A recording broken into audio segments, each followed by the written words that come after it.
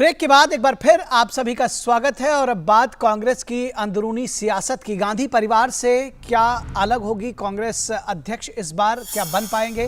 क्या 24 साल बाद गांधी परिवार से बाहर के अध्यक्ष चुने जाएंगे? ये सवाल सभी के मन में है। पार्टी अध्यक्ष पद के चुनाव के लिए आज अधिसूचना जारी हो रही है। शशि थरूर, अशोक गहलोत के बाद कल सोनिया गांधी से राहुल गांधी मिलेंगे और इसके बाद बहुत सारी तस्वीर जो है वो स्पष्ट हो सकती है। सोनिया गांधी से मुलाकात के बाद राहुल गांधी के नॉमिनेशन पर स्थिति साफ होने की उम्मीद है कि क्या राहुल गांधी भी अपना नॉमिनेशन फाइल करेंगे? वंशवाद और परिवारवाद के आरोप से क्या बाहर निकलना चाहती है कांग्रेस और क्या इसी वजह से शशि थरूर और अशोक गहलोत पर्चे दाखिल करेंगे? लेकिन अधिकांश राज्यों के पीसीसी डेलीगेट्स ने राहुल गांधी के समर्थन में पास किया है राज्यों से प्रस्ताव। तो ये भी समझने की जरूरत है, जिसको कहते हैं कि reading in between the lines, कि आखिर बात क्या है, इसके पीछे का एजेंडा क्या है। राजस्थान के मुख्यमंत्री अशोक गहलोत ने राहुल गांधी को मनाने का दावा किया है कि मैं राहुल गांधी को मना रहा हूं और राहुल गांधी के मना करने पर ही संभालेंगे अध्यक्ष पद की जिम्मेदारी, ये कहना है अशोक गहलोत का। तो इसके पीछे की राजनीति को भी समझने की जरूरत है। और उधर सचिन पायलट के बाद दिग्विजय सिंह ने गहलोत पर मुख्यमंत्री पद छोड़ने का दबाव बनाया है। ऐसे में अशोक गहलोत के लिए निर्णय लेना आसान बिल्कुल नहीं होगा, क्योंकि पार्टी के भीतर कई समीकरणों से उनको जूझना होगा। अध्यक्ष पद को लेकर 24 सितंबर तक नॉमिनेशन किए जाने हैं और एक से ज्यादा उम्मीदवार की सूरत में 10 अक्टूबर को मतदान होगा। खास बात यह है कि असंतुष्ट G23 से चुनाव में भाग लेने की चर्चा अब बंद हो गई है, जो लगातार इस मुद्दे को G23 के नेता, जो असंतुष्ट नेता थे, वो उठा रहे थे। और ऐसे में ये जाहिर है कि परिवार के प्रति समर्पित लोगों के बीच ही ये चुनाव होगा, क्योंकि G23 से कोई भी व्यक्ति चुनाव नहीं लड़ रहा है। क्या कुछ कह रहे हैं सचिन पायलट इस मुद्दे पर, क्योंकि अशोक गहलोत इस वक्त फ्रेम में नजर आ रहे हैं। तो क्या कुछ सचिन पायलट का कहना है अध्यक्ष पद के चुनाव पर और अशोक गहलोत पर, आइए सुनते हैं। 2018 when we got majority in Rajasthan, all MLAs, including myself, we all got together and we said the decision of who will lead the state lies with the Congress president. And that time the Congress president made a choice. Nothing has changed. Whatever the leadership of the Congress party wants, that will happen, whether it's in AICC or in Rajasthan. But our aim should be to win Rajasthan state. It's an important state for us. We've been in government. Last time we were in government, we were reduced to 21 MLAs. Before that also we lost. So we have to break the trend of how we can win the state again. For that, certain things need to be done. I have conveyed my suggestions to the leadership. The decision finally will be taken by the Congress leadership. Whatever decision the leadership takes, it will be acceptable to everybody. और हमारे सहयोगी, हमारे संपादकीय सलाहकार विनोद मिश्रा इस पूरी खबर पर बातचीत करने के लिए हमारे साथ जुड़े हुए हैं। आपने अभी विनोद जी पायलट की बाइट सुनी, सचिन पायलट की बाइट सुनी। उनका कहना है कि जो कुछ लीडरशिप कहेगा उसको स्वीकार करेंगे, लेकिन जिसको कहते हैं कि उसके बीच में भी कुछ अर्थ समझे जाने चाहिए। और वो पहले भी ये कह चुके हैं कि अगर गहलोत साहब अध्यक्ष बनना चाहते हैं तो मुख्यमंत्री का पद छोड़ना होगा। और सिर्फ वही नहीं, अब तो दिग्विजय सिंह भी कह रहे हैं।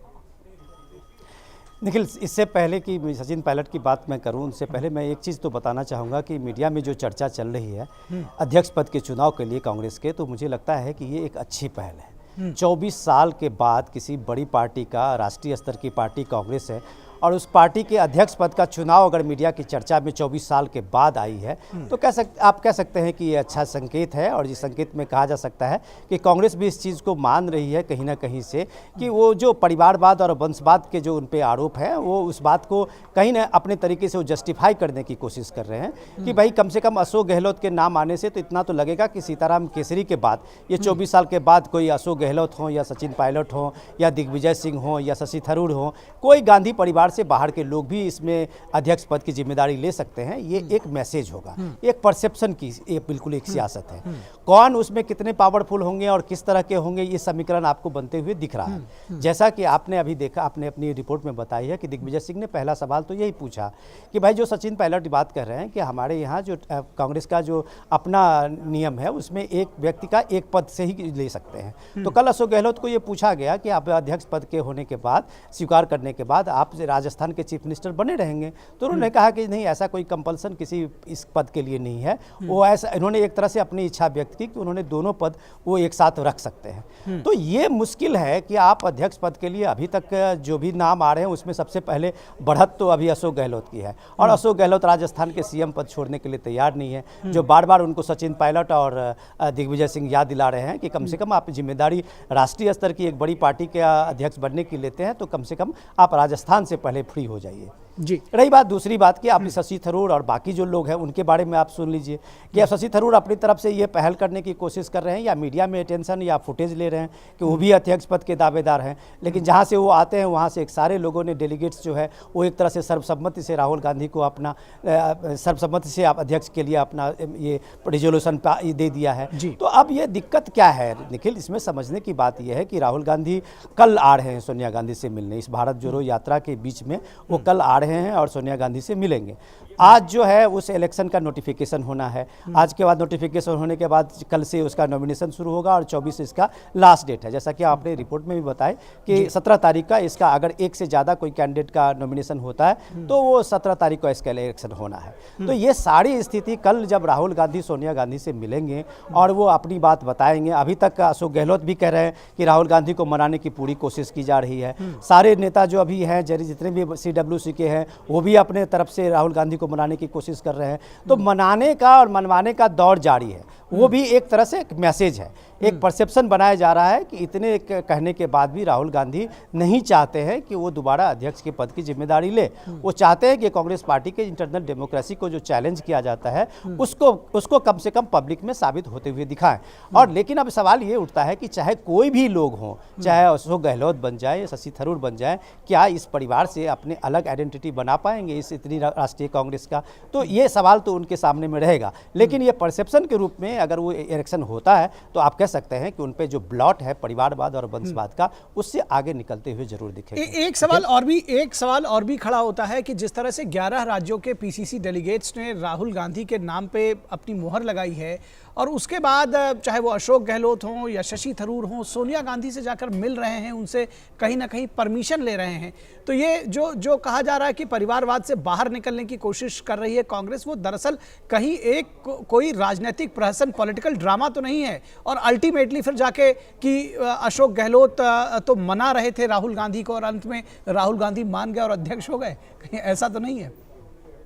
निखिल, आपने अच्छा सवाल पूछा है, लेकिन सबसे बड़ा सवाल तो ये होना चाहिए कि सोनिया गांधी से किन्हें मिलना था। जी, जब ये सवाल CWC की मीटिंग में वर्चुअली सोनिया गांधी जुड़ी हुई थी, जब वो विदेश में थी, तो उस समय आनंद शर्मा ने सवाल उठाया था, डेलीगेट्स का सवाल उठाया था, इंटरनल डेमोक्रेसी का सवाल उठाया था, CWC के इलेक्शन का उठाया था, AICC के इलेक्शन का उठाया था। तो ये कहा गया था कि सोनिया गांधी जब आएंगी तब 1 to 1 इन सारे लीडरों से मिलेंगी। तो आज G23 के कोई भी लीडर, आनंद शर्मा हो या मनीष तिवारी हो, ये तो लोग नहीं मिल रहे हैं। अशोक गहलोत मिल रहे हैं, शशि थरूर मिल रहे हैं। तो ये सारे लोग जो मिल रहे हैं, उसमें क्या ये जो सोनिया गांधी के आने के बाद एक नई चर्चा भारत जोड़ो यात्रा के साथ इलेक्शन, पार्टी के प्रेसिडेंट के इलेक्शन की शुरू हुई है, तो ये कहीं ना कहीं से पार्टी का अपना एक प्लान होगा। प्लान A और प्लान B जिसे आप कहते हैं, वो एक मीडिया अटेंशन भी है। तो आप सोनिया गांधी से जो लोग भी मिल रहे हैं, वो लोग तो सोनिया गांधी के खास में रहे हैं, उस कोटि में रहे हैं कांग्रेस के, वो कभी कांग्रेस से बाहर के इसमें नहीं बात की है।